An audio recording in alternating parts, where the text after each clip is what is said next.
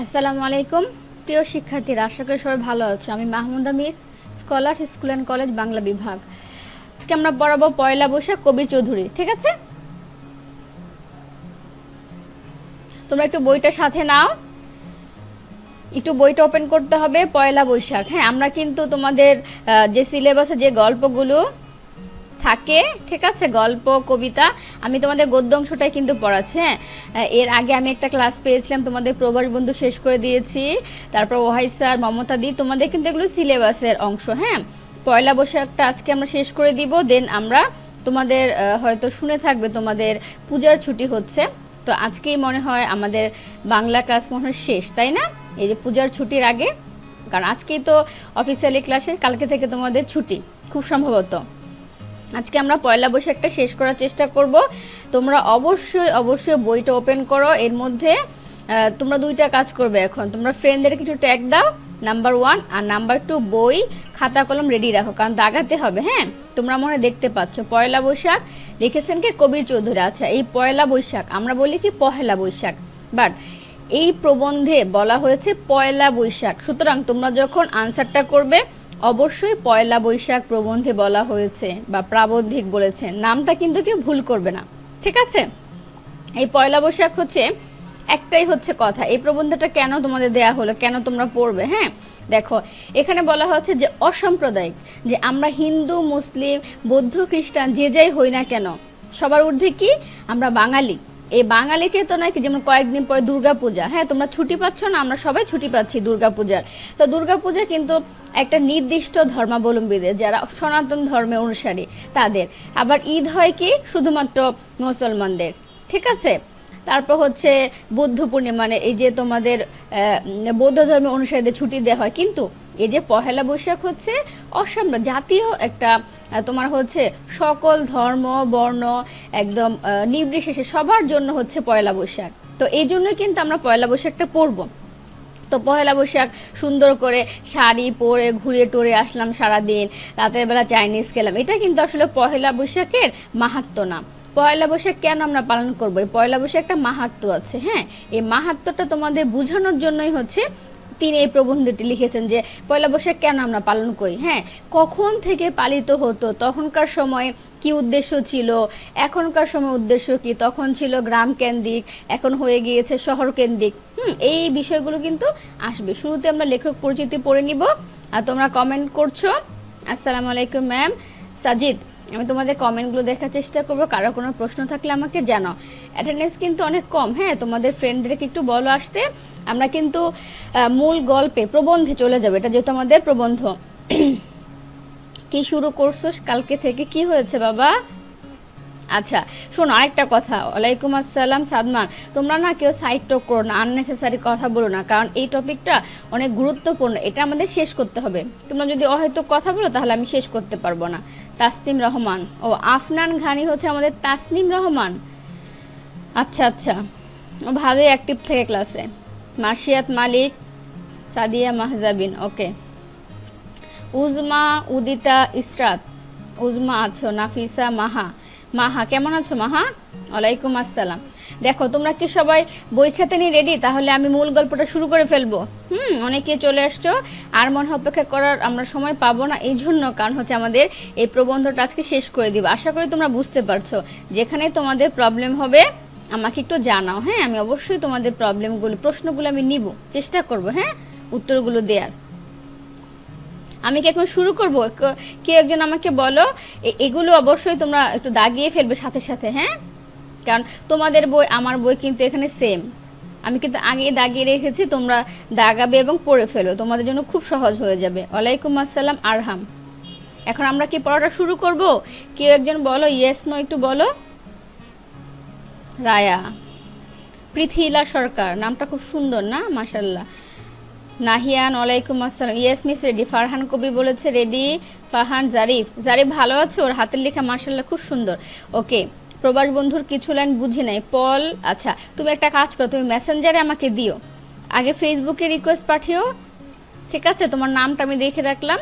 হ্যাঁ, মেসেঞ্জারে বা মেসেঞ্জারে তুমি রিকোয়েস্ট করলে হবে, আমি দেখে নিব। হ্যাঁ, মেসেজ রিকোয়েস্টে ওখান থেকে তুমি আমাকে মেনশন করে দিও, আমি তোমাকে, তোমাদের যেহেতু কালকে থেকে ছুটি, কালকে তো অবভিয়াসলি টাইম পাবে, আর না হয়তো আমাকে ফোনও করতে পারো, আমার নাম্বারটা কিন্তু অনেকের কাছে আছে। দেখো আমরা শুরু করছি পয়লা বৈশাখ। ওকে, লিখেছেন কে? কবির চৌধুরী। লেখক পরিচিতি দেখো, কবির চৌধুরী 1923 সালের 9 ফেব্রুয়ারি ব্রাহ্মণবাড়িয়া জন্মগ্রহণ করেন। ব্রাহ্মণবাড়িয়া কোন দিকে কেউ বলবে? কুমিল্লার দিকে। হ্যাঁ, তার পিতা আব্দুল হালিম চৌধুরী। তার এখানে মানে লেখক পরিচিতি বিশেষ কিছু আসলে উল্লেখযোগ্য কিছু নেই। হ্যাঁ, তারপর আমরা কিছু কিছু অংশ, যেমন জসিমউদ্দিন, তারপর রবীন্দ্রনাথ ঠাকুর, তোমরা ওই যে শুভা পড়েছো না, তারপর হচ্ছে কিছু কিছু ব্যক্তিত্বই আছে আলাদা, হ্যাঁ, রাইটার, এদের হচ্ছে লেখক পরিচিতি থেকে অনেক প্রশ্ন আসে, ঠিক আছে। আর এখানে আমি একটু কমই দিয়েছি। তার পিতা আব্দুল হালিম চৌধুরী ও মাতা কি? আফিয়া বেগম।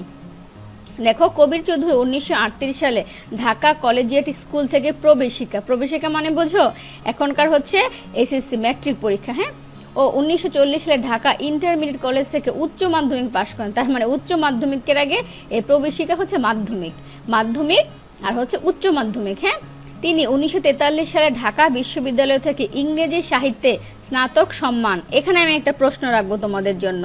তিনি ইংরেজি সাহিত্যে মানে হচ্ছে ইংলিশ ডিপার্টমেন্টে স্নাতক মানে হচ্ছে অনার্স করেছেন। হ্যাঁ, এবং 1944 সালে স্নাতকোত্তর ডিগ্রি অর্জন করেন। কি অদ্ভুত না, তিনি অনার্স মাস্টার্স করেছেন ইংলিশে, কিন্তু বাংলায় কত সুন্দর করে লিখতেন। এটা তোমাদের জন্য একটা শিক্ষা, তোমরা ইংলিশ ভার্সনে পড়ো, ঠিক আছে, তার মানে এই না তোমরা বাংলা পারবে না। যে মাইকেল তো অনেকগুলো ভাষা জানতেন, তাই না? ভাষা জানা হচ্ছে তোমার এক ধরনের দক্ষতা।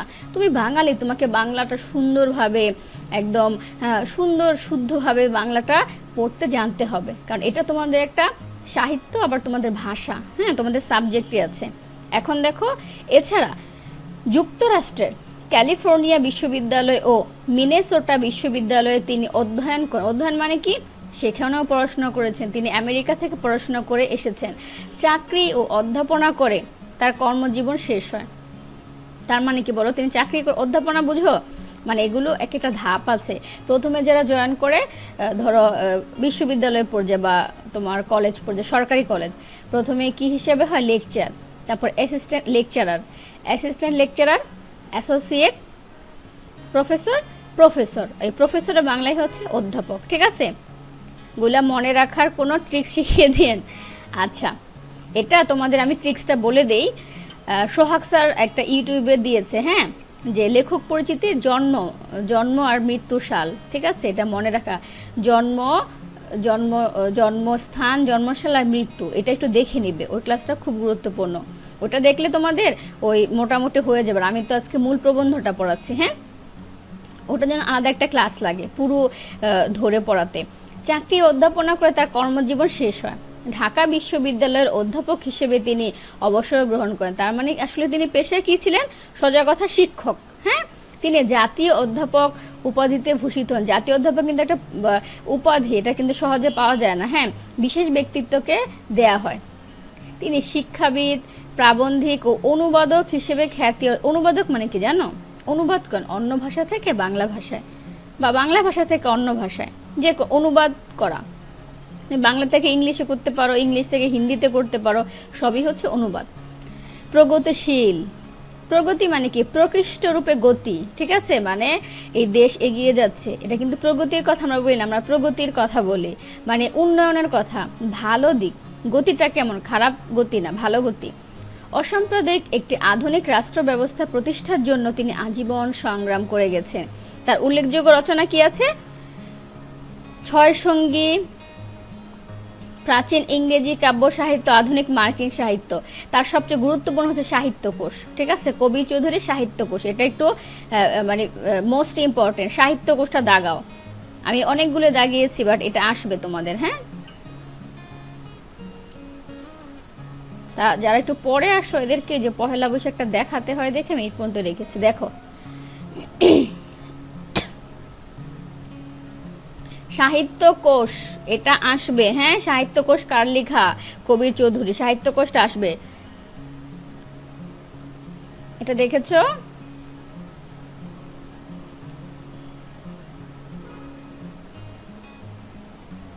দেখতে পাচ্ছ? স্থল থেকে প্রস্তু, পুশকিন ও অন্যান্য, বঙ্গবন্ধু শেখ মুজিব, মুক্তিযুদ্ধ চর্চা, ছোটদের ইংরেজি সাহিত্যের ইতিহাস, ছবি, কথা, সুর, শহীদের প্রতীক্ষায়। এগুলো সব নামগুলো তার কি কি লিখেছেন বইয়ের নাম। তিনি বাংলা একাডেমি পুরস্কার ও 21 পদক সহ অসংখ্য পুরস্কার সম্মাননায় ভূষিত হন। কবির চৌধুরী 2011 সালের 13 ডিসেম্বর পরলোক গমন করেন, মানে এই শতাব্দী, তাই না? 2000 সাল, কিন্তু দেখো 2011 সালে, 1923-এ, মানে তিনি দীর্ঘজীবী ছিলেন, মোটামুটি অনেক বছর মাশাআল্লাহ বেঁচে ছিলেন। হ্যাঁ, এখন দেখো এই লেখক পরিচিতি শেষ। তোমাদের এখানে কারো কোনো প্রশ্ন আছে? আমাদের মূল প্রবন্ধে আমরা চলে যাব। প্রবন্ধটা তোমাদের খুবই ভালো লাগবে।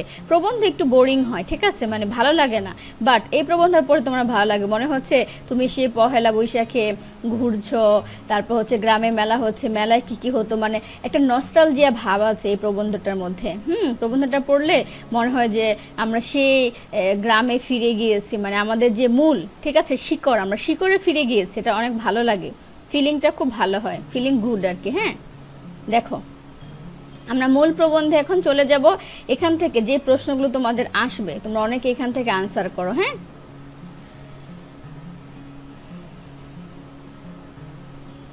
দেখো কি কি রয়েছে।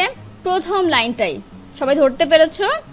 ফারহান জারি, বুঝেছি মিস, থ্যাংক ইউ। ফারহান মানে ভাই তোমরা একটু কমেন্ট করবে যে এটা বুঝেছি, ওটা বুঝিনি, এটা কেন হলো।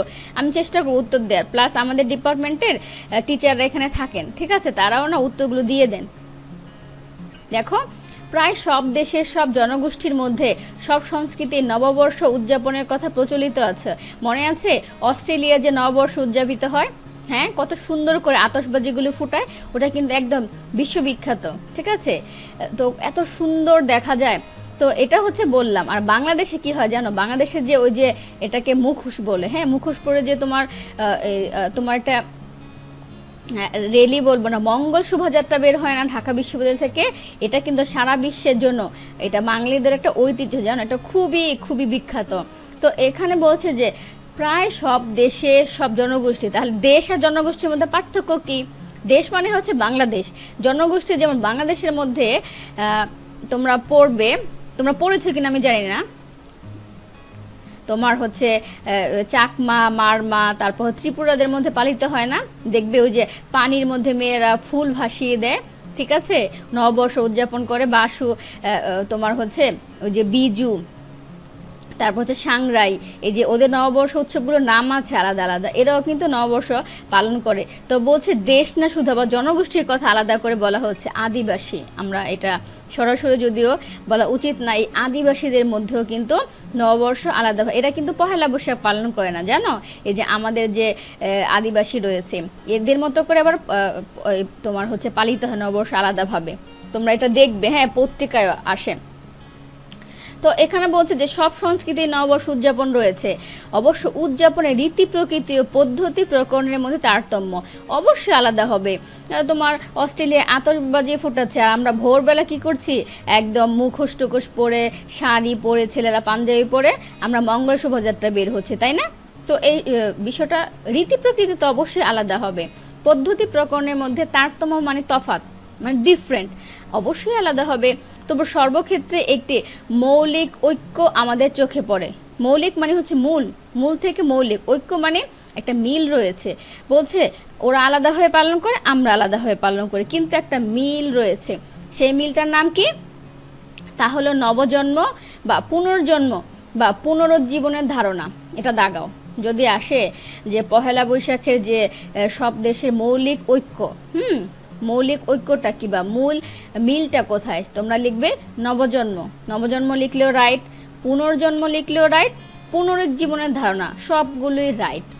নবজন্ম মানে কি? মানে তুমি অতীতে আমাদের নববর্ষ পালিত হয় একটা গান দিয়ে, সেটা কি রবীন্দ্রনাথ ঠাকুরের, তাই না? এসো হে বৈশাখ, এসো এসো হে বৈশাখ, এটা কিন্তু আসবে একটু পরে, আমি পড়াবো। হ্যাঁ, তাপস নিঃশ্বাস বায়ে মুমূর্ষরে দাও উড়ায়ে, মানে হচ্ছে মুমূর্ষ মানে কি, যে মরে যাবে, এই যে তাকে আমরা কি করব, এই জরাজীর্ণকে বিদায় দিয়ে নতুনকে আহ্বান করব। আমরা আমাদের দুঃখকে ভুলে যাব, সুখকে গ্রহণ করব, জীর্ণতাকে ভুলবো, সজীবতাকে গ্রহণ করব, মানে নতুন করে সবকিছু শুরু হতে পারে, এটাই কিন্তু মূল ধারণা। মানে তুমি সোজা কথা, তুমি ডিপ্রেশনে থাকবে না, এটা বাংলা, মানে তোমরা যে কিছু বলো না আমি ডিপ্রেসড, আমি হতাশ, আসলে তোমার ডিপ্রেশন দূর করে, হতাশা দূর করে আমরা ভালোর দিকে এগিয়ে যাব, এটাই হচ্ছে মূল কথা। জীর্ণ এক অস্তিত্বকে বিদায় দিয়ে সতেজ, সজীব, নবীন এক জীবনের মধ্যে প্রবেশ করার আনন্দানুভূতি, আসলে আনন্দের অনুভূতি, এটা একটু কঠিন না? আনন্দানুভূতি ওয়ার্ডটা তোমরা লিখবে আনন্দের অনুভূতি, সোজা কথা। টেনিসন যখন বলেন, হ্যাঁ এই কবির নামটা মনে রাখবে, সবাই নামটা মনে রাখবে। টেনিসনের কথা বলছে আর বাংলায় বলছে রবীন্দ্রনাথ, তার মানে আমরা দুইজন কবির নাম পেয়েছি। পয়লা বৈশাখ প্রবন্ধে দুইজন কবির নাম, একজন কে ফারহান জারিফ, আরেকজন হচ্ছে এস কে হাসান ফাহিম, তাই না? দুজন কবির নাম আমরা পেলাম। ওয়াহিদ স্যার ওয়ালাইকুম আসসালাম স্যার, আসলে আমরা এদের নাম পাইনি, হ্যাঁ টেনিসন আর হচ্ছে রবীন্দ্রনাথ, ঠিক আছে, নাম দুটোর জন্য মনে থাকে, দুজন কবির নাম পেলাম। টেনিসন যখন বলেন রিং আউট দি ওল্ড, মানে কি পুরাতনকে বিদায় করে দাও, রিং ইন দা নিউ, তো বাংলায় কি বলি, একই কথা না? দেখো ও এই কবি তিনি ইংরেজিতে লিখেছেন আর আমাদের রবীন্দ্রনাথ বাংলায়, হ্যাঁ ভাষাটা আলাদা কিন্তু মূল কথা এক, এটাই তো মৌলিক ঐক্য বলেছিলাম। হ্যাঁ দেখো রিং হ্যাপি বেস অ্যাক্রস দি স্নো, স্নো মানে কি ওদের ওখানে স্নো পড়ে, তাই না? তো এই জন্য বলছে রিং হ্যাপি বেস অ্যাক্রস দি স্নো, এই স্নোর মধ্যে দিয়ে কি হ্যাপি বেস, সুখের একটা বার্তা চলে এসেছে, তাই না? The year is going let him go, যে চলে গিয়েছে তাকে চলে যেতে দাও, এই বছরকে চলে যেতে দাও। Ring out the false, ring in the true, তার মানে স্নো বলতে শীত বুঝিয়েছে, উইন্টার, শীত আসলে রিক্ততার প্রতীক, হ্যাঁ শীতকে চলে যাচ্ছে, শীতকে চলে যেতে দাও। কিন্তু ফলস মানে কি এখানে ফল সিজন হয় না তোমার, এই যে ওদের যে এখানে মূল কথা হচ্ছে শীতকে বিদায় দিয়ে বসন্তকে গ্রহণ করা, ঠিক আছে? শীত আর বসন্তের মধ্যে একটা তফাৎ কি জানো? শীত রিক্ততার প্রতীক আর বসন্ত হচ্ছে যে ফুলে ফুলে সব ভরে যায়, ঠিক আছে? তো এই জন্য বলছে আসলে পুরাতনকে বিদায় দাও, জীর্ণতাকে বিদায় দাও আর সজীবতাকে নতুনকে গ্রহণ করো। তখন তার মধ্যে আমরা সেটা লক্ষ্য করি কবি রবীন্দ্রনাথ যখন বলে, তাহলে এই যে কবিতাটা 4 লাইনের কবিতার সাথে আমাদের রবীন্দ্রনাথের মিল রয়েছে না অমিল, একটু দেখি তো।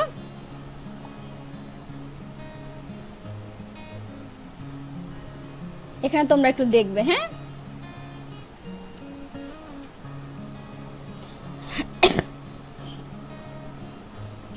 এই পর্যন্ত সবার কমপ্লিট, সবাই বুঝতে পেরেছো?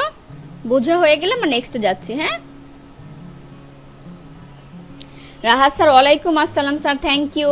দেখো এবার রবীন্দ্রনাথ কি বলছেন, এসো এসো হে বৈশাখ, তাপস নিঃশ্বাস বায়ে মুমূর্ষরে দাও উড়ায়ে, তোমার যে মুমূর্ষ যে মারা যাবে তাকে আমরা কি করছি, বৎসরের আবর্জনা দূর হয়ে যাক, যত আবর্জনা জমেছে আমাদের মনের কোণে এই সারা পৃথিবীতে আমাদের দেশে, সেগুলোকে আমরা কি করব, সেগুলোকে দূর করে ফেলবো।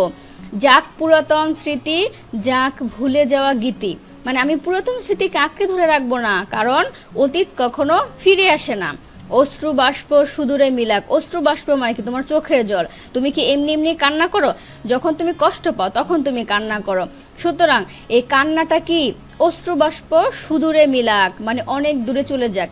মুছে যাক গ্লানি, ঘুচে যাক জরা, জরা মানে যে বার্ধক্য বোঝায়, আমাদের সব গ্লানি জরা সব ঝরে যাক। অগ্নি স্নানে সূচি হোক ধরা, তোমাকে জানো কোনো কিছু আগুনে পুড়ে যে খাঁটি হয়, যে স্বর্ণ বানাতে এই যে আগুন লাগে, আগুনে পোড়ায় নিখাত সোনা বের করে, হ্যাঁ তো বলছে অগ্নি স্নানে, ঠিক আছে, মানে আগুনের তাপে কি করা হোক, এই সূচি, সূচি মানে বুঝো মানে অপবিত্রতা দূর হয়ে যাক, তাহলে এই পৃথিবীটা আবার সুন্দর হয়ে উঠুক, পবিত্র হয়ে উঠুক। হ্যাঁ রসেরও আবেশ রাশি, শুষ্ক করি দাও আসি, আনো আনো আনো তবে প্রলয়ের শাক, শাক বাজায় না হিন্দুরা, ঠিক আছে?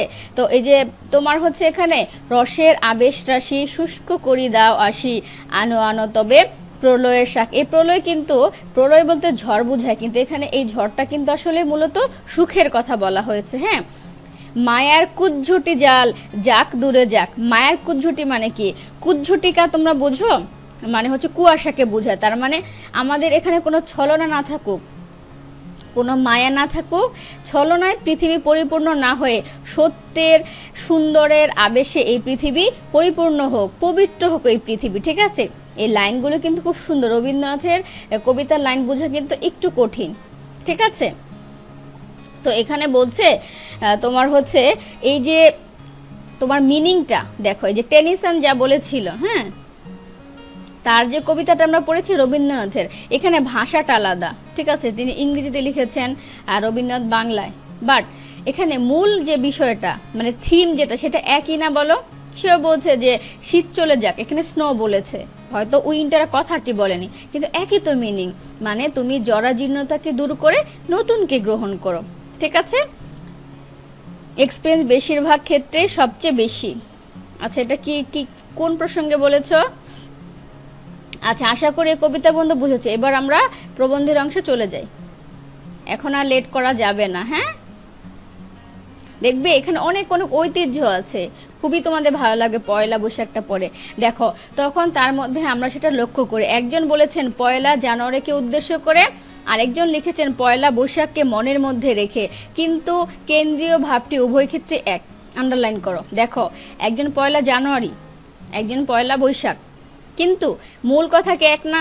আমরা কিন্তু কবিতা পড়ে বুঝেছি, তোমরা নিজেরাও কিন্তু সমালোচক হতে পারো। গল্প, কবিতা, তারপর হচ্ছে প্রবন্ধ পড়ে তোমাদের কিন্তু এই যেদিন প্রকৃতপক্ষে তোমরা সমালোচনা করতে শিখবে, সমালোচনা মানে গঠনমূলক, যে এই গল্পে এই বিষয়টা কেন কিভাবে বর্ণনা করা হয়েছে। হ্যাঁ,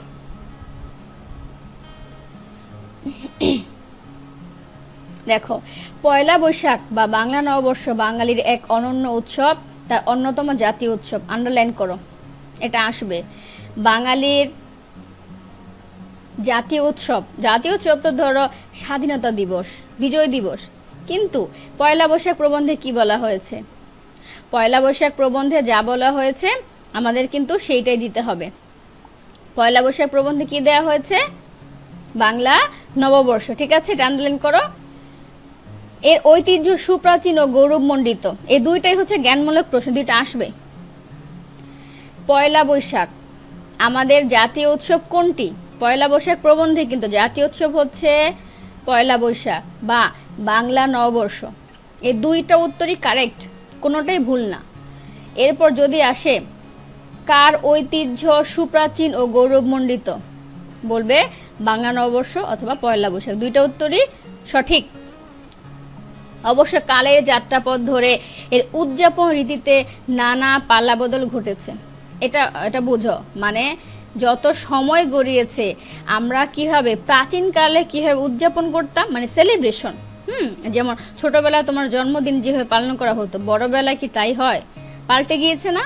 কিন্তু জন্মদিন তো ঠিকই কম বেশি পালন করা হয়। তো এখানে বলছে কালের যাত্রাপথ ধরে উদযাপন রীতি মানে সেলিব্রেশন ওয়ে, পালা বদল মানে হচ্ছে রূপ বদল, পাল্টে গিয়েছে। বিভিন্ন সময়ে তা বিভিন্ন মাত্রিকতা অর্জন করেছে।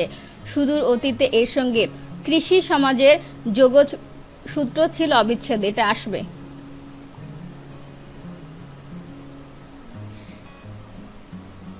এই লাইনটা আন্ডারলাইন করো, এটা হচ্ছে একটা জ্ঞানমূলক প্রশ্ন। ঠিক আছে, এই জ্ঞানমূলক প্রশ্নটি আসবে পরীক্ষায়, তোমরা একটু দেখে নাও। এই জ্ঞানমূলক প্রশ্নটি হচ্ছে পরীক্ষায় আসবে যে অতীতে পহেলা বৈশাখ বাংলা নববর্ষের সঙ্গে, ঠিক আছে, কোন সমাজের যোগসূত্র ছিল অবিচ্ছেদ্য? তখন তোমরা কি উত্তর দিবে? কৃষি সমাজ, এটা আসবে। প্রাচীন কৃষি সমাজে শীতকালীন নির্জীবতা, একটা আন্ডারলাইন করো। কোন কাল? শীতকালীন। এটা তো তোমার ইসেও বলেছে না, টেনিসন বলেছে না, স্নো, এখানে উইন্টারকে মিন করেছে। নবজীবনের আবির্ভাবের ধারণার সঙ্গে বাংলা নববর্ষ উদযাপনের বিষয়টি সম্পর্কিত ছিল, একথা ভাবা অসঙ্গত নয়। মানে হচ্ছে এটা অপ্রাসঙ্গিক না, প্রাসঙ্গিক। যেমন তোমরা অপ্রাসঙ্গিক কিছু কমেন্ট করো। হ্যাঁ, একসময় গ্রাম নগর নির্বিশেষে বাংলার সব মানুষ, সে হিন্দু মুসলমান বৌদ্ধ কি খ্রিস্টান হোক, বাংলা নববর্ষে উৎসবে সোৎসাহে মানে কি? মানে উৎসাহের সঠিক একদম অনেক অনেক উৎসাহের সাথে পরস্পরের বাড়িতে যাওয়া আসা, শুভেচ্ছা বিনিময়, খাওয়া দাওয়া, নানা রকম খেলাধুলা ও আনন্দ উৎসব, মেলা ও প্রদর্শনী মিলে সারা বছরে অন্যান্য দিনগুলি থেকে সম্পূর্ণ স্বতন্ত্র, স্বতন্ত্র মানে আলাদা হয়ে এই দিনটি গৌরবমণ্ডিত হয়ে উঠত। 350 বছরেরও বেশি আগে, আন্ডারলাইন, 350 বছরেরও বেশি আগে বিখ্যাত ঐতিহাসিক, নাম কি? আবুল ফজল। ইতিহাস লিখেন যিনি, তিনি হচ্ছে, দেখো, ঐতিহাসিককে আবুল ফজল। তার গ্রন্থের নাম কি? আইনি আকবরী। মোস্ট ইম্পর্টেন্ট জ্ঞানমূলক প্রশ্ন। বাংলার নববর্ষকে এদেশের জনগণের নওরোজ বলে উল্লেখ করেছেন। এই 1 2 3 তিনটা লাইন দাগিয়েছি না, এখান থেকে মিনিমাম 4-5টা প্রশ্ন হতে পারে। হ্যাঁ, তিনি কি বলেছেন? জনগণের নওরোজ। কে বলেছেন? ঐতিহাসিক আবুল ফজল। কত বছর এখানে বলছে? 350 বছরের আগে। তার গ্রন্থের নাম কি? আইনি আকবরী। দেখো প্রশ্নগুলি আমি একদম মুখে মুখে বলে দিলাম। হ্যাঁ, আচ্ছা, অবশ্য তারও বহু শতবর্ষ আগে থেকে বাংলার মানুষ নানাভাবে এই দিনটি পালন করে আসছে। এই পর্যন্ত আশা করি সবাই বুঝতে পেরেছ। এই প্যারাটার মধ্যে অনেক অনেক ইনফরমেশন আমাদের ছিল। হ্যাঁ, টেনিস বল, টেনিসন, হ্যাঁ তোমরা এভাবে মনে রাখতে পারো। জারির, ইয়েস মিস। ওকে, তাহলে আমরা একটু সামনে এগিয়ে যাই। নওরোজ কি মিস? এটা আমি বলবো। ফারহান কবি, নওরোজ মানে হচ্ছে নতুন দিন। গুড, তুমি একটা সুন্দর প্রশ্ন করেছো। ফারহানকে অসংখ্য ধন্যবাদ। ও একটা প্রশ্ন করেছে, আমি অনেক খুশি হয়েছি। প্রশ্ন করলে কি হয় জানো? আমি নিজেও শিখি। মাহাদিয়া, মাহাদিয়া মাত্র আসছো। ওয়ালাইকুম আসসালাম। আনএক্সপেক্টেড ফারহান কবির। না, ইনশাল্লাহ আমরা সবাই মিলে পড়াশোনা করব। হ্যাঁ, এই পর্যন্ত আমাদের শেষ। ওখান থেকে অনেক প্রশ্ন আসবে বাবা। কিন্তু পালা বদলের কথা বলছিলাম। 19বিংশ শতাব্দীর শেষার্ধে ব্রিটিশ ঔপনিবেশিক রাজত্বে দিনগুলোর এক পর্যায়ে বাংলা নববর্ষ পালনের মধ্যে এদেশে শোষিত পরশাসিত জনগণের চিত্তে স্বাদেশিকতা, স্বাদেশিকতা মানে বুঝো তোমার স্বদেশ নিয়ে, ঠিক আছে, তোমার তোমার নিজের দেশকে অনেক বেশি মাত্রায় ভালোবাসা, তোমার নিজের দেশে যা আছে তাতেই তুমি কি করবে, জাতীয়তাবাদী চেতনার প্রতিফলন ঘটেছিল। মানে এখন ব্রিটিশরা যতই ভালো হোক, উন্নত হোক, তাতে আমার কি যায় আসে? আমি বাঙালি, আমি বাংলাকে ভালোবাসবো। আমার যা কিছু আছে আমি তাই নিয়ে এগিয়ে যাব, তাই না? ওদের ফলো করে আমার লাভ নেই। পাশের বাসায় হচ্ছে তোমার হচ্ছে অনেক, এটা আমি একটু পরে বুঝাবো, বুর্জুয়া বিলাসিতা। হ্যাঁ, দেখো এই জন্য একটু রাখলাম। যদিও সে সময়কার মুসলিম মানুষ, আচ্ছা মানুষ মানে কি তোমাদের মনে হচ্ছে না বানানটা ভুল বইয়ের মধ্যে? এটা আমি একটু ডেসক্রাইব করবো। মানুষ মানে কি? মানস, এ বানানটা ভুল মনে হচ্ছে না? মুসলিম মানুষ হতে পারতো না? ময়াকার মা, দন্তন্য রস্যকার মূর্ধন্য স, মানুষ না হয়ে কেন মানস শব্দটি? একার বাদ দাও, মানুষ মানে একার তো বিভক্তি যোগ হয়েছে। মানুষ মানে কি? ফারহান জারিফ, তুমি একটু উত্তরটা দাও তো। ফারহান জারিফ, তোমাকে আমি প্রশ্ন করছি। আর মাহাদিয়া মাত্র এসেছো। মাহাদিয়া, একটা ছেলে একটা মেয়ে, এই তো পল সোমা। তোমার আসল নামটা কি? মন। তোমার উত্তরটা অনেকটাই কাছাকাছি, পল। দেখো এই মানুষ মানে হচ্ছে আসলে চেতনা। মুসলিম মানুষের, মুসলিমদের চেতনায় কি ছিল এর কোনো গভীর বা প্রত্যক্ষ অভিঘাত লক্ষ্য করা যায় না। বিংশ শতাব্দীর প্রথমার্ধে বাংলা নববর্ষ উদযাপনকে অবলম্বন করে তার জাতীয়তাবাদী অনুষঙ্গের সঙ্গে যে সাম্রাজ্যবাদ বিরোধী চেতনা যুক্ত হয়েছিল, একটু লক্ষ্য করলে তা বোঝা যায়। এটা দাগাও, বিংশ শতাব্দীর প্রথমার্ধে কি কি। এবার আমি তোমাকে বুঝাই 3টা টার্ম। স্বাদেশিকতা মানে তোমার স্বদেশকে তুমি ভালোবাসো। জাতীয়তা মানে বাঙালি, ঠিক আছে, মানে আমরা বাংলাদেশি জাতি, বাঙালি না কিন্তু কলকাতায় বাঙালি আছে, ওরা কিন্তু ভারতীয়। আর আমরা কি? আমরা বাংলাদেশি, তার মানে আমার বাংলাদেশকে ভালোবাসতে হবে। মিস, আমার নাম নবনীতা। এই নবনীতা হচ্ছে আমার সেকশনে পড়তো। হ্যাঁ, G1 মনে হয়, 9G1। নবনীতা তুমি ভালো আছো? কিন্তু বেশ ভালো পড়াশোনা করে। হ্যাঁ, খুব মিষ্টি একটা মেয়ে, ভালো। মানুষ অর্থ মানসিক চেতনা বা মন। Farhan Zarif, thank you so much. এত সুন্দর বাংলা লিখেছে, কেউ স্ক্রিনশট দিয়ে নাও তো।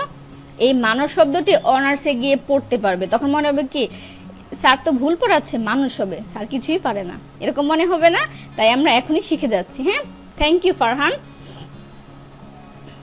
দেখো এখন এই কথাটি কেন বলছে, আর সাম্রাজ্যবাদ, এই টপিকগুলো তোমাদের মনে রাখতে হবে। স্বাদেশিকতা, জাতীয়তা, সাম্রাজ্যবাদ মানে হচ্ছে, ধরো এই ফারহান হচ্ছে একটা সেকশনে পড়ে, সে এখন কি করবে, পুরো ক্লাস 8 এর সবার উপর আধিপত্য বিস্তার করবে। এটাকে বলে সাম্রাজ্য।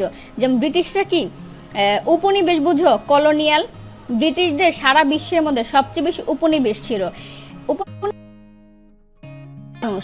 একটা ভিন্ন দেশে গিয়ে তুমি সেখানে চাকরি করবে কিংবা হচ্ছে বিজনেস করবে, এই জন্য তুমি ওখানে অস্থায়ীভাবে থাকলে, ঠিক আছে, ওখানকার কোনো মেয়েকে অথবা বিয়ে করে বা স্থায়ীভাবে থেকে যায়। তো ব্রিটিশরা কি করেছিল বাংলাদেশে, এই যে সিরাজউদ্দৌলার তোমার সে ব্রিটিশ আমল আমরা বলি না, তো হচ্ছে এখানকার যখন তোমার রাজারা থাকে, বাদশারা, এদের পারমিশন নিয়ে কি করলো, শুরু করে দিল বিজনেস সিরাজউদ্দৌলার নানার কাছ থেকে, তাই না?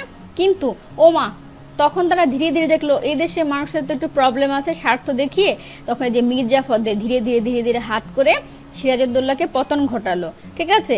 তারপর ইস্ট ইন্ডিয়া কোম্পানি, একটা কোম্পানি, তোমাদের মাথায় কখন এটা এসেছে যে একটা কোম্পানি কি? এই যে আমাদের মাল্টিন্যাশনাল কোম্পানি থাকে না আমাদের বিভিন্ন দেশে, ধরো আকিজ গ্রুপ আছে, তো এরা ব্রিটিশরা একটা কোম্পানি এসেছিল এদেশে ব্যবসা বাণিজ্য করার জন্য। তারা কি বললো, এদেশের শাসন ক্ষমতা নিয়ে নিল। কেন? কিছু বেঈমানদের জন্য, কিছু স্বার্থান্বেষী মহলের জন্য এরা সুবিধা ভোগ করেছিল। সেম পাকিস্তানে এরকম, পাকিস্তানের মানুষ কিন্তু জানতো না বাঙালিদের কার ঘরে কি আছে, কে মুক্তিযোদ্ধা, এদেশে রাজাকাররা হেল্প করেছে। হ্যাঁ, তো এই বিষয়গুলো তোমাদের একটু জানতে হবে। হ্যাঁ, কারণ এগুলো ইতিহাস, প্রবন্ধের মধ্যে বিশেষ করে পয়লা বৈশাখে পুরোটা ইতিহাস রয়েছে। হ্যাঁ, দেখো কি আবার আমরা পাবো কি 1947-এ উপমহাদেশ বিভক্তি। আসলে এটা একটা টার্ম আছে, 47-এ দেশ বিভাগ। তোমরা একটি তুলসী গাছের কাহিনী আছে কলেজে যাদের ভাই বোন পড়ে, হ্যাঁ, একটু দেখে নেবে। পাকিস্তান সৃষ্টির পর মানে হিন্দুদের জন্য হিন্দুস্তান, মুসলমানদের জন্য পাকিস্তান, ধর্মের ভিত্তিতে এই দেশ বিভাগ হয়েছিল 47-এ। সব মুসলমানরা পাকিস্তানে চলে গেল, সব হিন্দুরা কোথায় চলে যাবে, ভারতে। আবার পাকিস্তান থেকে আমরা কি হলাম, 71-এ যুদ্ধ করে স্বাধীন হলাম, কারণ আমাদের ওসব হচ্ছিল না, ওরা আমাদের শোষণ করছিল, ঠিক আছে। ধর্ম এক, কিন্তু আমরা তো শোষিত হব না, বঞ্চিত হব না। দেখো সেদিনের পূর্ব পাকিস্তানে বাংলা নববর্ষ উদযাপনী তৎকালীন নয়া উপনিবেশবাদী ক্ষীণ দৃষ্টি ধর্মান্ধ, ক্ষীণ দৃষ্টি, আবার বেশি ধর্ম নিয়ে যারা বাড়াবাড়ি করে, হ্যাঁ, পাকিস্তানি শাসকবর্গ যে মনোভাব প্রদর্শন করেন তা একই সঙ্গে কৌতূহল উদ্দীপক ও ন্যাক্কারজনক, মানে ঘৃণার মতো। এরা কি করেছিল জানো, তোমরা তো ইতিহাস পড়ো না, পড়লে বুঝতে পারতে। পাকিস্তানের সময় ওরা বলেছিল এই রবীন্দ্রনাথের গান শোনা যাবে না। কেন জানো? রবীন্দ্রনাথ হিন্দু, কারণ আমরা মুসলিম, আমরা একটা হিন্দুর ধর্মের অনুসারে এই লোক গান গাইবে, তার গান আমরা শুনবো না, রবীন্দ্রসঙ্গীত নিষিদ্ধ করে দিল। তখন এই যে সঞ্জিদা খাতুন, তোমরা অনেকে ছায়ানটে পড়াশোনা করো না, অনেক ভাই বোন পড়াশোনা করো, মানে গানটা শিখো তো, এই তখন এই সঞ্জিদা খাতুন প্রতিবাদ করলো। তিনি কি করতো, এই ছায়ানট প্রতিষ্ঠা করলো, জোর করে এই পয়লা বৈশাখ পালন করেছিল। এই থেকে ছায়ানট কিন্তু এখন পর্যন্ত অনেক বেশি তোমার হচ্ছে জনপ্রিয়। হ্যাঁ, কারণ এটার একটা ইতিহাস আছে, এটা অনেক স্ট্রাগল করে কিন্তু এই ছায়ানট এখনো টিকে আছে। হ্যাঁ, তো পাকিস্তান শাসকবর্গ, আচ্ছা, তখন এই অঞ্চলের শিক্ষিত মানুষ ধর্ম ও সম্প্রদায় নিরপেক্ষভাবে একটি প্রতিবাদী মনোভাব নিয়ে পরম উৎসাহ ভরে বাংলা নববর্ষ উদযাপন করেছে। এটাই কিন্তু মূল কথা।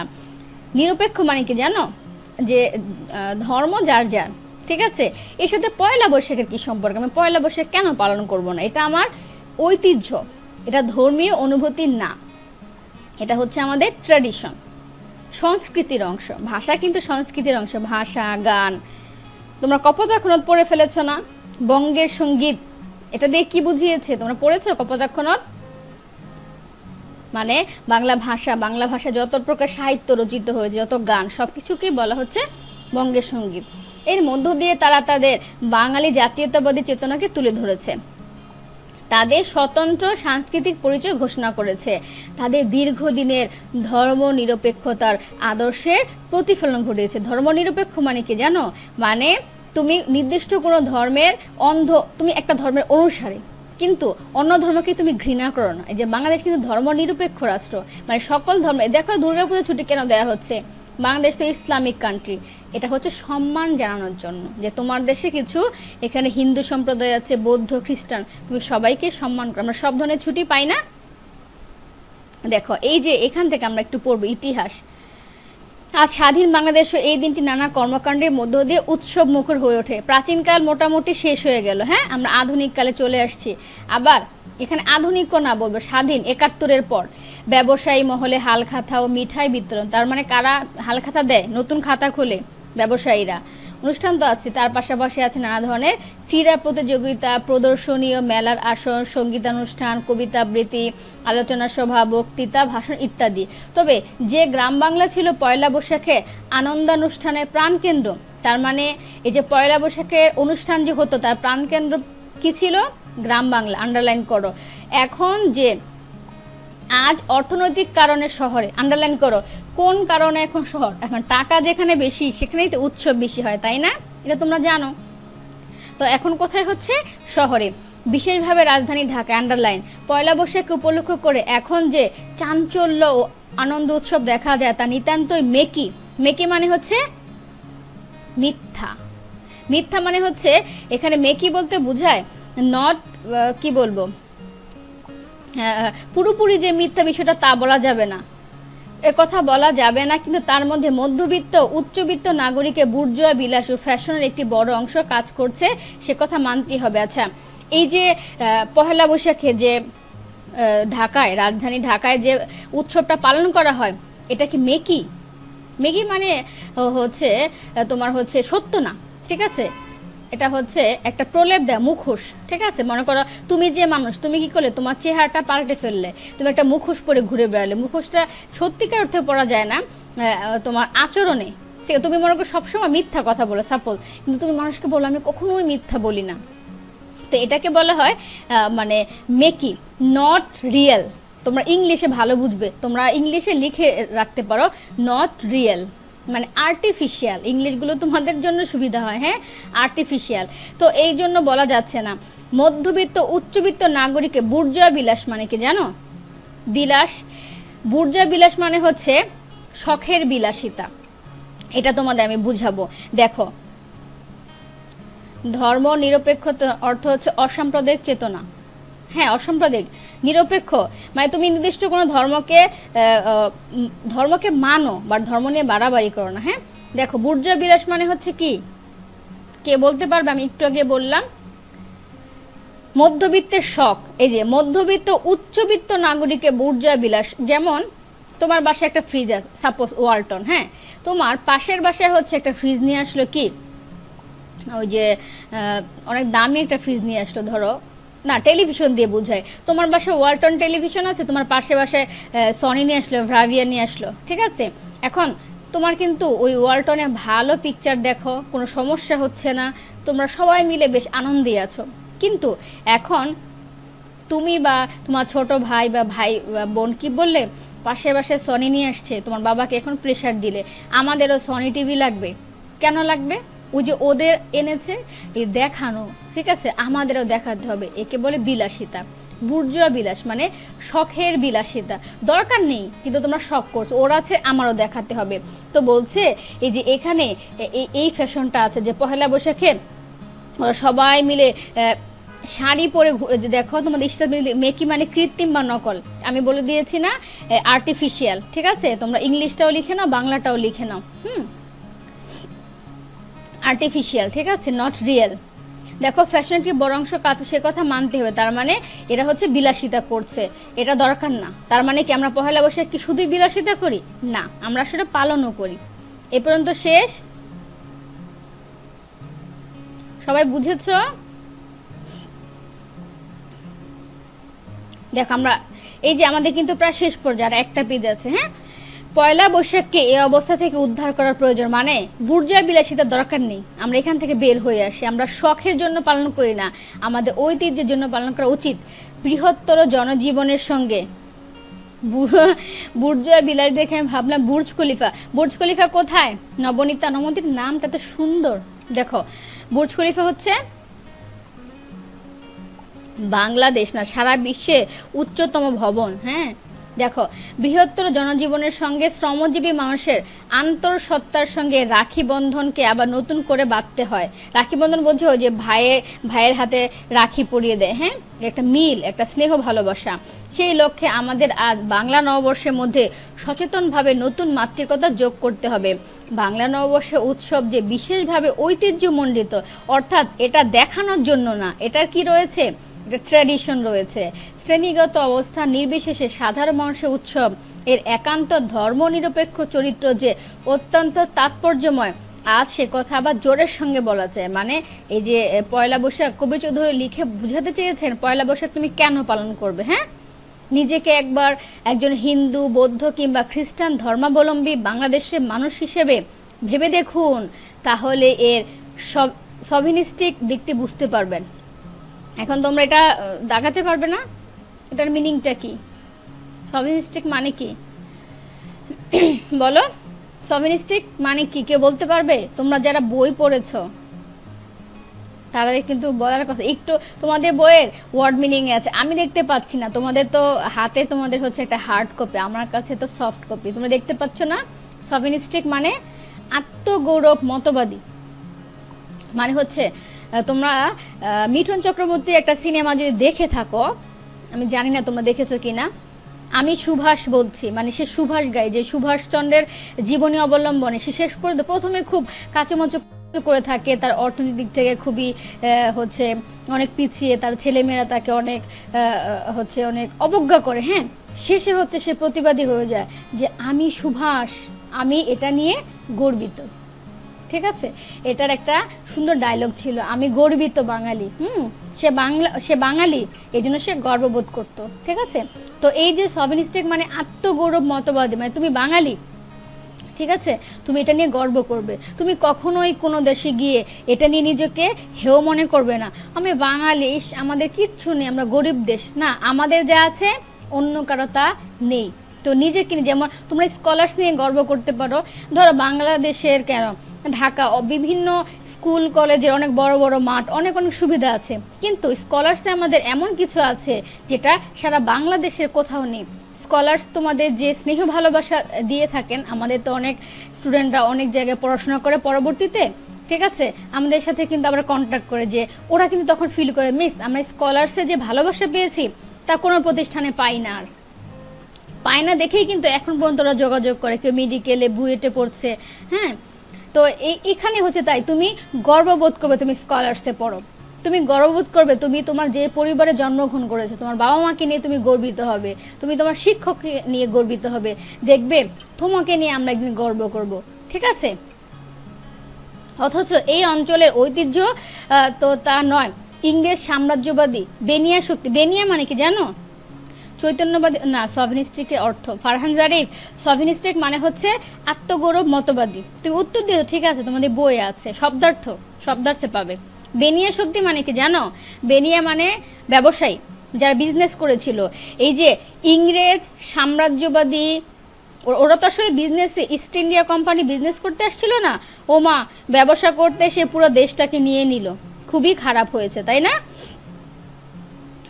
সভরেন থেকে আসেনি নবনীতা, সভরেন হচ্ছে সার্বভৌমত্ব, মানে তুমি যে তোমার দেশ সম্পর্কে, তোমার দেশ তুমি নিজে চালাতে পারো, অন্য দেশের উপর ডিপেন্ডেন্ট না, ওটাকে বলে সার্বভৌমত্ব। কথা শুনলে ভালো লাগলো আহনাফ, অবশ্যই বাবা, এটা গর্বের সাথে বলতে হবে। হ্যাঁ, দেখো আজকে থেকে গর্ব করে বলবে, ইংরেজ সাম্রাজ্যবাদী বেনিয়া শক্তির সামনে স্বাধীন বাংলার সূর্য ডুবে যাওয়ার পূর্ব মুহূর্তে সিরাজউদ্দৌলা শেষবারের মতো লড়াই করার জন্য ডাক দিয়েছিলেন হিন্দু মুসলমান উভয়কে। তার মানে বলেছিল এই মুসলমানরা যুদ্ধ করো, এই হিন্দুরা শুধু যুদ্ধ করো না, হিন্দু মুসলমান তার কাছে মূল কথা না, তার কাছে মূল কথা কি জানো? বাঙালি। আমাদের ঐতিহ্য তো মীর মদন ও মোহনলালের, তিতুমির ও মঙ্গল পাণ্ডের, গোবিন্দ দেব ও মনির চৌধুরী। এই নামগুলো কেন বলছে? এই নামগুলো এই জন্য বলেছে, এরা সবাই এদেশে স্বাধীনতার জন্য, স্বাধীনতা মানে কি শুধু কি ৭১-এর স্বাধীনতা না, তোমার এই যে ইস্ট ইন্ডিয়া কোম্পানির সাথে যে তোমার সিরাজউদ্দৌলা যুদ্ধ হয়েছিল, পলাশির যুদ্ধের কথা বলছে। তিতুমির কি পলাশির যুদ্ধ করেছিল? না, তিতুমির আবার হচ্ছে ওই যে চট্টগ্রামে যে আন্দোলন করেছিল, হ্যাঁ, গোবিন্দ দেব, মঙ্গল পাণ্ড, মুনির চৌধুরী আবার কি ৫২ ভাষা আন্দোলনে তোমার কবর কবিতাটা তোমরা পড়বে, ৭১-এ তাকে তো একদম ধরেই নিয়ে গিয়েছিল। ঠিক আছে, যেমন শহীদুল্লাহ কায়সার, শমী কায়সারের বাবা শহীদুল্লাহ কায়সারকে কিন্তু একদম যখন ধরে নিয়ে যায় বুদ্ধিজীবী দিবস ১৪ই ডিসেম্বর, ওরা দেখলো এ দেশকে আমরা পারবো না, ঠিক আছে, এ দেশ তো স্বাধীন হয়ে যাবে, তাহলে একটি দেশ স্বাধীন হয়ে যাবে কিন্তু কোনোদিন মাথা উঁচু করে দাঁড়াতে দিব না, তখন কাকে মেরে ফেলতে হবে? বুদ্ধিজীবীদের। শ্রমজীবীরা হচ্ছে কঠোর পরিশ্রম করে, আর বুদ্ধিজীবীরা হচ্ছে তোমার কি করে, এখন শুধু পরিশ্রম করলে হবে যে টাকাটা ভালো কাজে না লাগাও। এই বুদ্ধিজীবীরা ভালো পরামর্শ দেয় দেশকে এগিয়ে নিয়ে যাওয়ার জন্য। ঠিক আছে, তাহলে কি বলেছিল, তবে কেন এখন এরকম ঘটছে? এই এখন মানে কি জানো, বর্তমান সময়ে পাকিস্তানি আমলে ধর্মের নামে নৃশংসতার ইতিহাস ভুলে যাওয়া কি এতই সহজ? পাকিস্তানিরা আমাদের যে অত্যাচার করেছে এটা আমরা ভুলে যাব না। তবে একটা কথা আছে, পাকিস্তানিদের সময় নারী নির্যাতন হয়েছিল প্রবলভাবে, আমরা ক্ষমা করিনি। ঠিক আছে, ওরা অন্য দেশের, কিন্তু আপনজন যখন আবার নির্যাতন করে সেটাকে আমরা সহ্য করব না। প্রতিবাদের ভাষা সবসময় একরকম, তোমার ওপর যে অন্যায় করবে তুমি সাথে সাথে প্রতিবাদ করবে। ঠিক আছে, প্রতিবাদের ভাষাটা একই হওয়া উচিত। বাঙালির শ্রেষ্ঠ উৎসব কি? বাংলা নববর্ষ উদযাপন আমাদের ধর্মনিরপেক্ষ চেতনাকে অপরাজেয় শক্তি পরাজিত করা যাবে না ও মহিমায় পূর্ণ করুক, এই হোক আমাদের শুভকামনা। জয় পয়লা বৈশাখ। এখানে কিন্তু তোমার বলেছে কি জয় পয়লা বৈশাখ, আসলে কি বোঝাতে চেয়েছেন? সবাই ধর্মনিরপেক্ষ হও, সবাই জাতীয়তাবাদী চেতনায় উজ্জীবিত হও। আমার শব্দ তো টিকে চলে যাই, এখান থেকে অনেক দাগিয়েছি, তোমরা দাগিয়ে ফেলো, আমাদের ক্লাস টাইম তো প্রায় শেষ। হ্যাঁ, আমি শুধুমাত্র ইম্পর্টেন্ট গুলো বাকিরা তোমরা পড়ে নিতেই পারবে। হ্যাঁ দেখো, নওরোজ যেটা আমি দাগিয়েছি সেটা অবশ্যই পরীক্ষায় আসবে আশা করি। নওরোজ নতুন দিন, পারস্য দেশের নিয়ম অনুযায়ী নতুন বছরের প্রথম দিন। ঠিক আছে, আর পয়লা বৈশাখ বাংলা। তারপর কি আছে এগুলো তোমরা একটু পড়ে নিও। কৌতূহল উদ্দীপক, যাতে কোনো অজানা বিষয় জানার আগ্রহ বাড়ে। হালখাতা, নতুন বছরের হিসাব নিকাশের জন্য নতুন খাতা খোলা উৎসব। বুর্জুয়া, এটা আসবে। বুর্জুয়া বিলাস হচ্ছে মধ্যবিত্ত শ্রেণীর মানুষের শখ। রাখি বন্ধন, শ্রাবণ পূর্ণিমায় প্রিয়জনের ডান হাতে মঙ্গল কামনায় রাখি বেঁধে দেওয়া উৎসব। এটা কিন্তু যে বিশেষ করে ভাইয়ের হাতে বোন বেঁধে দেয়, এটা কি তোমরা জানো? রাখি বন্ধন শ্রাবণ পূর্ণিমায়। এই যে সভিনিস্টিক চলে আসছে, আত্মগৌরব মতবাদী, এটা আসবে পরীক্ষায়। সভিনিস্টিক শব্দের অর্থ কি? ভায়োলেট ক্রিস্টাল, তোর এই অ্যাকাউন্ট মেনশন আসে না, কি বলছো কিছু বুঝি না। ইয়েস মিস, টর্চার করলে প্রতিবাদ করবে। হ্যাঁ গুড। দেখো আবার ভালোর জন্য টর্চার তো বলছে নির্যাতন, তোমার উপর অন্যায়ভাবে কেউ নির্যাতন করছে। আচ্ছা, সভিনিস্টিক হচ্ছে আত্মগৌরব মতবাদী। এটা অবশ্যই দেখো, এখান থেকে দুইটা প্রশ্ন, যে কেউ পয়লা বৈশাখ থেকে প্রশ্ন করলে তোমার এই দুইটা প্রশ্ন আসে জ্ঞানমূলকে। নর শব্দের অর্থ কি? তোমরা কি দিবে উত্তর? নতুন দিন, আর বাকিটুকু দেয়া লাগবে না। ঠিক আছে, নর শব্দের অর্থ নতুন দিন। আর যদি বহুপদী উদ্দীপকে আসে পারস্য দেশের নতুন বছরের প্রথম দিন, তখন দুইটাই কারেক্ট, বাট জ্ঞানমূলকে তুমি দিবে নর শব্দের অর্থ নতুন দিন। সভিনিস্টিক মানে হচ্ছে আত্মগৌরব মতবাদী। এই দুইটা হচ্ছে মোস্ট ইম্পর্টেন্ট শব্দার্থ। পাঠ পরিচিতির একটাই দাগাও। ঠিক আছে, আমরা ক্লাস টাইম শেষ, আমাদের পড়াও মোটামুটি শেষ। পাঠ পরিচিতি কি আছে? বাংলা একাডেমি থেকে প্রকাশিত 2008 বাংলাদেশে উৎসব নববর্ষ, এটা হচ্ছে বইয়ের মানে একটা গ্রন্থের নাম। হ্যাঁ, নামক গ্রন্থ থেকে রচনাটি সংকলিত হয়েছে। বাকিটুকু তোমরা পড়ে নিও যে এখানে কি কি আছে। এই গ্রন্থটি সম্পাদনা করেছে মোবারক হোসেন। বাংলা নববর্ষ পয়লা বৈশাখে বাঙালির সর্বশ্রেষ্ঠ সাংস্কৃতিক উৎসব। কৃষি নির্ভর দেশে ফসল উৎপাদনের সঙ্গে সামঞ্জস্য রেখে প্রাচীনকাল থেকে বাংলা নববর্ষ উদযাপনের ধারণা তৈরি হয়। এই উৎসব শুধু হিন্দুর বা মুসলমানের কিংবা বৌদ্ধ খ্রিস্টানের নয়, এ সমগ্র বাঙালির, এটাই হচ্ছে মূল কথা। হ্যাঁ, এই উৎসব শুধু বিত্তবান, মধ্যবিত্ত বা দীন ও দরিদ্র কৃষকের নয়, এই উৎসব বাংলা ভাষী এবং বাংলাদেশে বসবাসকারী সমস্ত মানুষের ধর্মীয় সংকীর্ণতা বৃত্ত অতিক্রম করে বাংলা নববর্ষ উৎসব আজ আমাদের জাতীয় চৈতন্যের ধারক। এই অভিমত ব্যক্ত করে লেখক প্রবন্ধটিকে পয়লা বৈশাখে জয়গান করেছেন। Miss, you can take the class as long as you want to. Hima, হ্যাঁ আমার ক্লাস প্রায় শেষ, আমি তোমাদের মূল কথাগুলো বুঝিয়ে দিয়ে। নুসরাত, কি হয়েছে বাবা, কান্না করছো কেন? দেখো এখানে আর কি আছে, এরপর তো অনুশীলনী। হ্যাঁ, এখন বলো তোমাদের কি এই প্রবন্ধটি ভালো লেগেছে? আর পড়তে কোনো সমস্যা বা কোথাও কিছু বোঝোনি? আমাদের ক্লাস টাইম যেহেতু শেষ, আমি কিন্তু ক্লাসটি এখন শেষ করে দিব। হ্যাঁ, যদি সবাই বুঝে থাকো, তোমাদের একটু পর আরেকটা ক্লাস শুরু হবে, তো আমি চাচ্ছি আমি ক্লাসটি এখন শেষ করে দিতে। হ্যাঁ, তোমরা যে সবাই বুঝে থাকো নবনীতা কোথায়, ফারহান জারিফ, হিমা, যারা যে এখন দেখতে পাচ্ছি, গাজী আশফিয়া, তোমরা একটু বলো তোমরা কি বুঝতে পেরেছো? এই প্রবন্ধটা সম্পর্কে তোমাদের আর কোনো সমস্যা আছে? Clear miss, thank you miss, আসসালামু আলাইকুম, আল্লাহ হাফেজ, ভালো লেগেছে মিস নবনীত। ওকে, তাহলে আজকে আমি এখানেই শেষ করছি। সবাই ভালো থাকবে, সুস্থ থাকবে। আবার যদি কখনো তোমাদের সাথে আমার দেখা হওয়ার সুযোগ হয় তাহলে অবশ্যই আমি তোমাদের ক্লাস নিব, তোমাদের সমস্যাগুলো জানবো। সেই পর্যন্ত সবাই ভালো থেকো, সুস্থ থেকো। আল্লাহ হাফেজ, আসসালামু আলাইকুম সবাইকে।